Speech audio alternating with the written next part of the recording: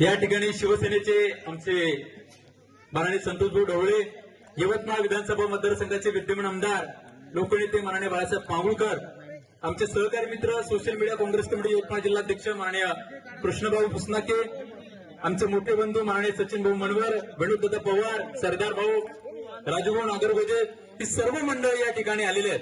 या सर्व मंडळींचं गावकऱ्यांच्या वतीनं मनापासून स्वागत करतो. तुम्हाला माहित आहे, सध्या महाराष्ट्रामध्ये हे सरकार ते सरकार अनेकांचे प्रश्न चालू आहेत, पण शेतकऱ्यांचा, कष्टकऱ्यांचा, वारकऱ्यांचा प्रश्न आजही प्रलंबित आहे. ज्या मातीमध्ये गेल्या अनेक वर्षांपासून मोठ्या प्रमाणात कापसाचे उत्पादन होतं, त्या कापूस उत्पादक शेतकऱ्याचा प्रश्न अजूनही अद्यापही मार्गी लागलेला नाही. तो प्रश्न मार्गी लागावा, शेतकऱ्यांचे प्रश्न सुटावेत, याच अनुषंगाने संतोषभाऊ असतील, सचिन भाऊ असतील, कृष्णभाऊ असतील, बाळासाहेब असतील, यथार्थाने शहरी भागामध्ये प्रयत्न करत असतात. शेतकऱ्याच्या सोयाबीनला भाव मिळावा, कापसाला भाव मिळावा, शेतकऱ्यांची कर्जमाफी व्हावी, हाच एक अट्टहास घेऊन यवतमाळच्या मातीमध्ये रोज रस्त्यावरती लढा देऊन शेतकऱ्यांना न्याय देण्याचं काम ही मायबाप लोक करतात.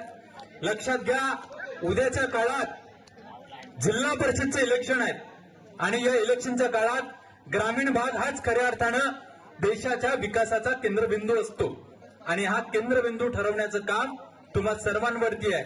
या ठिकाणी जमलेल्या सर्व खेळाडूंचं, गावकऱ्यांचं मी शेतकरी चळवळ यवतमाळच्या माध्यमातून मनापासून स्वागत करतो.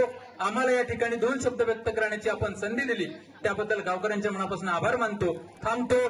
जय जिजाऊ, जय शिवराय, जय ज्योती, जय भीम, जय बिरसा, जय छत्रपती शिवाजी महाराज, डॉक्टर बाबासाहेब आंबेडकरांचा विजय असो. थांबतो.